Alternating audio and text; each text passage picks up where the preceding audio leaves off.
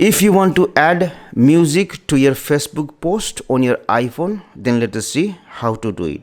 For that one, I will open my Facebook application and then I will tap on this box here, and suppose I will write anything, status enjoying. And if I want to add a photo and add music to it, then what I will do is I will go to this album icon here. Let me select any photo, next, and then I will select this option add music, and then I can look for any music here, or I can search for music also. Let me look for soothing music, and I will see some music here. I can add it and then done. Now if I post this one, then the music will be added to the Facebook post.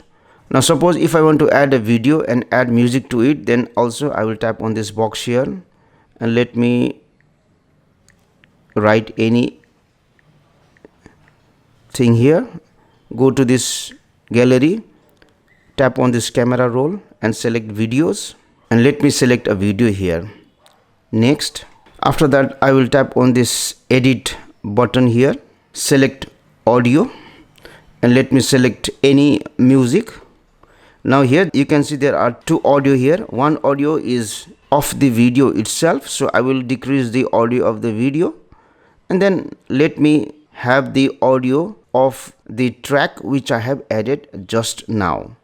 Select done, next, and then you can post this one.